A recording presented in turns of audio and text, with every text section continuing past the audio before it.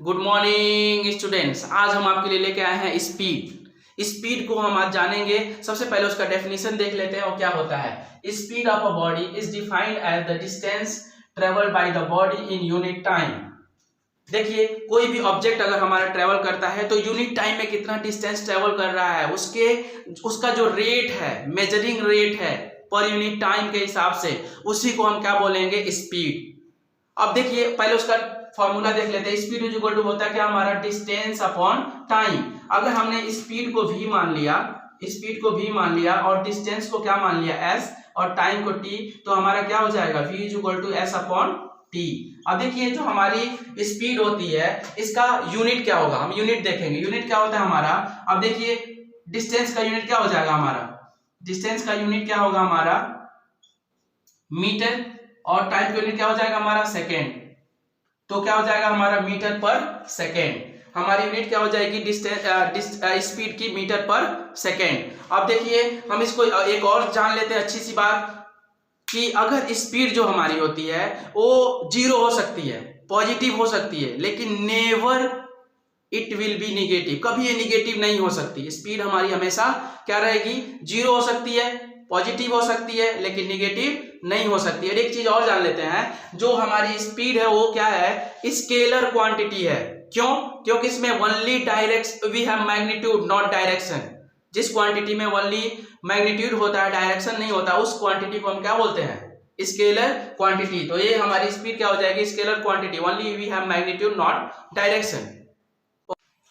अब स्पीड कितने टाइप की होती है, दो टाइप की। आइए हम उन दोनों स्पीड के टाइप्स को भी क्लियर कर लेते हैं। पहला हमारा होता है क्या, यूनिफॉर्म स्पीड, और दूसरा क्या होता है हमारा, नॉन यूनिफॉर्म स्पीड। अब देखिए, यूनिफॉर्म स्पीड क्या होता है, when a body travels equal distances in equal interval of time, speed of the body is said to be uniform।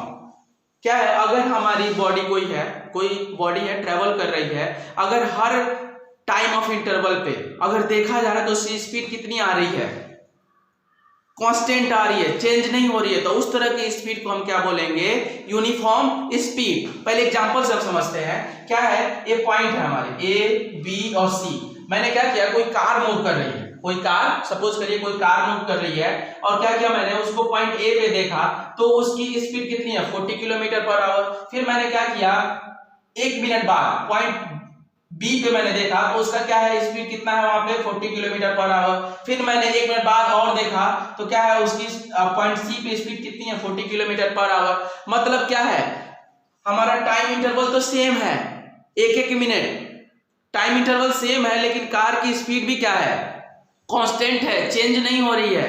तो इस तरह की स्पीड को हम क्या बोलेंगे, यूनिफॉर्म स्पीड। अब हम दूसरा देख लेते हैं, क्या है हमारा, नॉन यूनिफॉर्म स्पीड।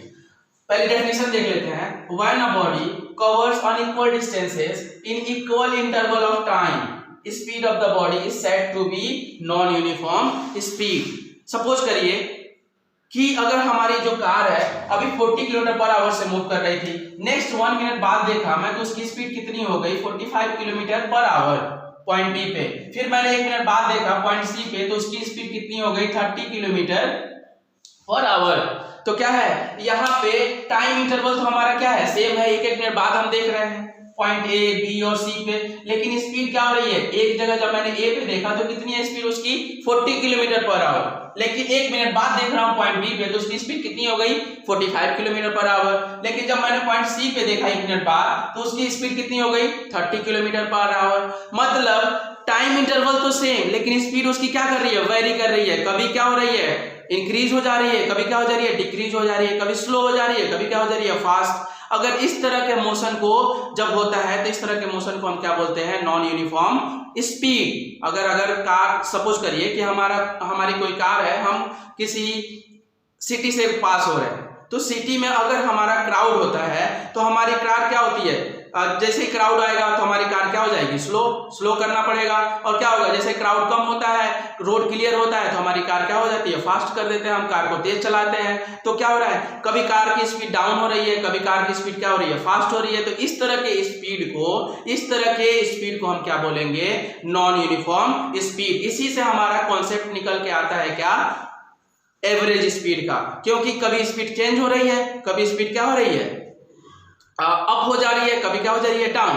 तो इस तरह की स्पीड को हम क्या बोलते हैं, अब एवरेज स्पीड। अब देखिए, अगर हमको एवरेज स्पीड निकालना है, मान लो हम सिटी से पास कर रहे हैं, 50 किलोमीटर तक हमको गुजरना है, अगर 50 किलोमीटर तक जाना है, तो क्या होगा, कभी स्पीड हमारी स्लो होगी, कभी फास्ट होगी। तो हमें एक्चुअल स्पीड जब कैलकुलेट करना होगा तो हमें एवरेज निकालना पड़ेगा। तो एवरेज स्पीड हम कैसे निकालेंगे, एवरेज स्पीड का फॉर्मूला है total distance travelled upon total time taken. अब मान लीजिए टोटल डिस्टेंस हमारा क्या हो गया, मान लीजिए कि d1 plus d2 plus d3 अब अपॉन क्या हो जाएगा, ये अप टू सो ऑन। और उसके बाद क्या हो जाएगा, हमारा टाइम टेकन क्या हो जाएगा, t1 plus t2 plus t3, ये हमारे क्या है, टाइम